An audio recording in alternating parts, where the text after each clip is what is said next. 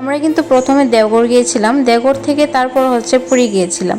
যেহেতু দেওঘর স্টেশন থেকে পুরী যাওয়ার ডাইরেক্ট কোনো রকম ট্রেন নেই, তার জন্য আমরা এসে গেছি হচ্ছে যশোডি স্টেশনে।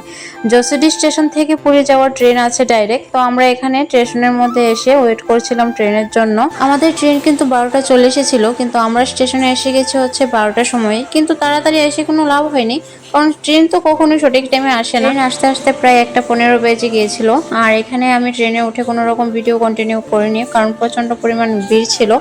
আর গরম তো আমাদের দিকে যতটুকু না গরম পড়ে, ওইদিকে আরো অনেক পরিমাণে গরম থাকে। আর এটা হচ্ছে পরের দিন সকালের, মানে আমরা এসেছি হচ্ছে পুরী স্টেশনের মধ্যে 3:30 বাজে। এসে আমরা হোটেল নিয়ে নিয়েছিলাম। হোটেলের মধ্যে ফ্রেশ ট্রেশ হয়ে 1 থেকে 1.5 ঘন্টার মতন রেস্ট করে এখন চলে যাব হচ্ছে বিচের মধ্যে। এখন প্রায় বাজে হচ্ছে 6টা কি 6:30টার মতন বাজে।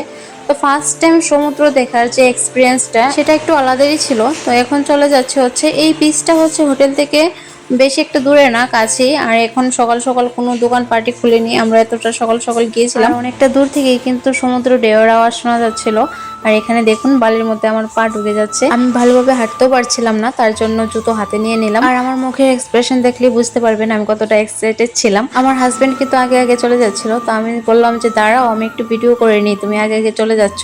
আর আমার জুতোগুলি কিন্তু আমার হাজবেন্ডই নিয়ে রাখছিল, কারণ জুতো পরে বালির মধ্যে হাঁটা যাচ্ছিল না। আর এখানে জাস্ট ভিউটা দেখুন, কি সুন্দর, অসাধারণ লাগছে। ওইদিকে আপনারা দেখতেই পাচ্ছেন কতগুলো নৌকা, ওই নৌকাগুলি দিয়ে সেটা হচ্ছে মাছ ধরা হয়। আর আপনি চাইলে এখানে উঠে সাফারিও করতে পারবেন, কিন্তু আমি ওয়েট করছিলাম কখন আমি সমুদ্রে গিয়ে নামবো। বেশি দেরি না করে হাজব্যান্ডকে মোবাইল ধরিয়ে আমি নেমে গিয়েছিলাম হচ্ছে সমুদ্রের মধ্যে। দেখুন, লাইফে কিন্তু প্রবলেম থাকবেই, এটা একটা পার্ট আপনার লাইফের। যতদিন আপনি বেঁচে থাকবেন ততদিনই আপনার লাইফে প্রবলেম থাকবে। যেদিন আপনি মরে যাবেন সেদিন কিন্তু আর প্রবলেমগুলি থাকবে না। কিন্তু এই প্রবলেমগুলি নিয়েই, এই ব্যস্ততম জীবনের মধ্যে দিয়ে আমাদের কিন্তু নিজেদের জন্য একটু সময় বার করতে লাগে। তেমনি আমরাও একটু নিজেদের জন্য সময় বার করে আমরাও কিন্তু চলে গেলাম একটু ঘুরতে। সব খারাপের মধ্যে এই কিছু মোমেন্টগুলি হয়তো অনেকটা জীবনে ভালো কাটিয়েছি, তাই এইগুলিকে স্মৃতি হিসেবে ক্যামেরাবন্দি করে রেখেছি। এগুলি এই ফেসবুক যতদিন থাকবে, এই ফেসবুকের মধ্যে এই ভিডিওগুলোও ততদিন থেকে যাবে। আচ্ছা, যাই হোক, আমরা এদিকে একটু শর্ট ভিডিও করে নিচ্ছিলাম।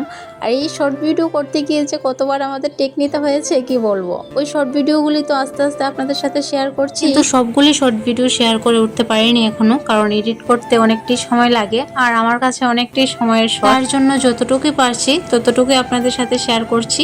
পরবর্তী সময় শেয়ার করব। আর এখানে তো আমার জল ছেড়ে যাওয়ার ইচ্ছেই করছে না। প্রায় কিছুটা সময় কাটিয়ে তারপর হচ্ছে আমরা দুপুরবেলাতে আবার এসেছিলাম বিচের মধ্যে। আর এটা হচ্ছে দুপুরবেলার সময়।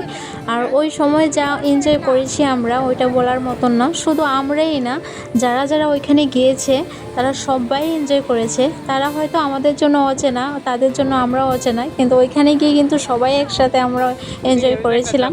আর এখানে শুধু দেখতে পারবেন যে ঢেউগুলা কিভাবে আসছিল। সকাল থেকে কিন্তু দুপুরের যে ঢেউয়ের গতিবেগ, এটা অনেক গুণে বেড়ে যায়। আমার হাজব্যান্ডের অবস্থা দেখে আমার খুব হাসি পাচ্ছিল। তো যাই হোক, এখানে কিছুক্ষণ সময় কাটানোর পর আমরা চলে এসেছি। আর হোটেলে এসে স্নান টান করে উপরে গিয়েছিলাম ছাদে কাপড় রোদ্র দিতে।